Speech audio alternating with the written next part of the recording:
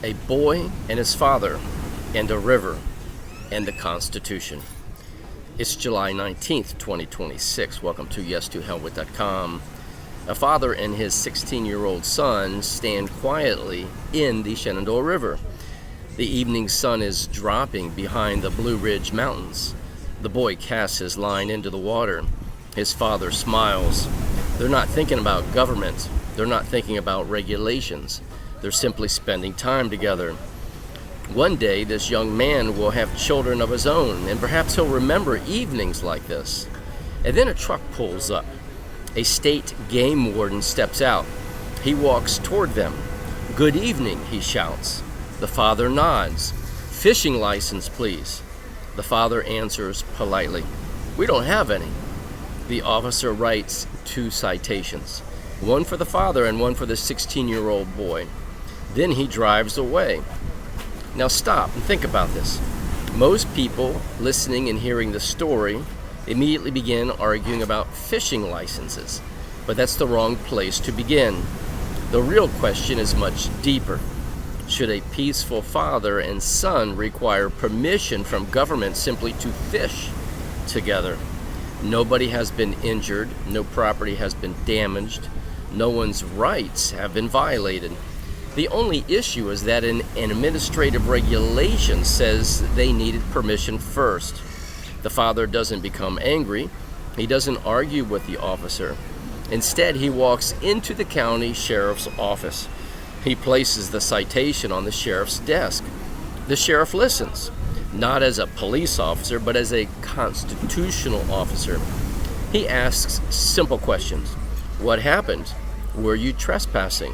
No. Were you harming anyone? No. Were you fishing commercially? No. Were you simply fishing together? Yes. The sheriff investigates.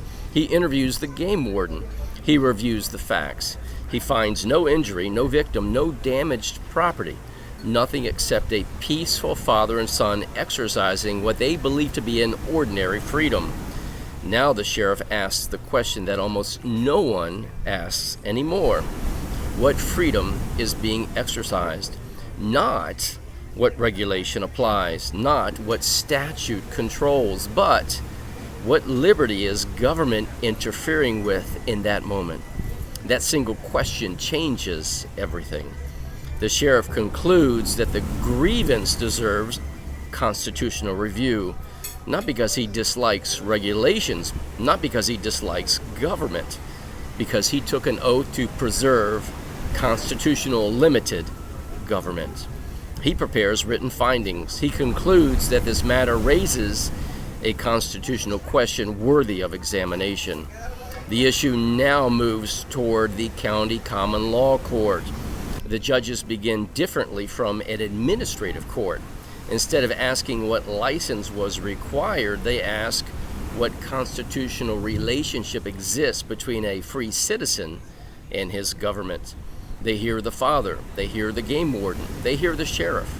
After examining the facts, they conclude that this controversy isn't really about fishing. It's about whether peaceful conduct requires prior government permission. Now the administrative system responds.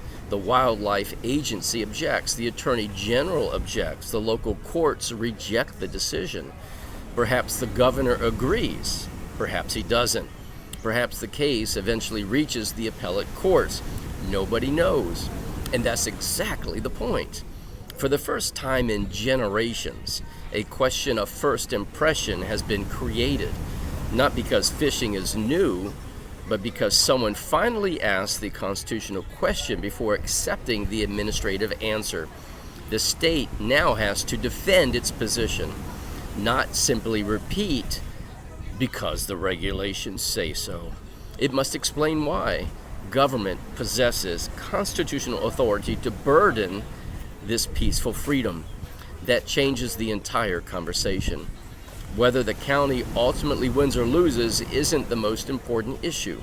The constitutional question now exists. Every sheriff begins watching, every governor begins watching, every citizen begins asking the same question. Not, how do I comply, but by what authority? That question alone interrupts decades of administrative habit. Now think about this 16-year-old boy. He watched his father remain respectful. He watched the sheriff actually listen. He watched adults discuss freedom instead of simply demanding compliance. He watched constitutional function instead of administrative government merely operating in its typical way. That lesson may stay with him for the rest of his life, not because of a fishing license, because someone finally reminded him what government is supposed to protect. The greatest tragedy in America isn't simply that rights have been limited. It's that many people have forgotten what rights even look like. When every peaceful activity requires permission, when every ordinary act is regulated, when citizens instinctively ask what government allows, freedom slowly disappears without anyone noticing. This story reminds us of something much older. Government was never created so people could ask permission to live. Government was created so that free people could continue living free. The sheriff's role is not to begin with regulations. His role is to begin with freedom and rights. His duty is to ask, what right is this citizen peacefully exercising? And then, only then, does he ask, has government shown constitutional authority to interfere? That is the difference between a constitutional republic and an administrative state. One begins with permission, the other begins with freedom. One asks what rule applies, the other asks what liberty belongs to the citizen. That simple difference changes everything. Sometimes the restoration of an entire republic doesn't begin in Washington. It begins with a father, his son, and a river, with one sheriff willing to ask the constitutional question everyone else forgot. And as always, may truth reign supreme.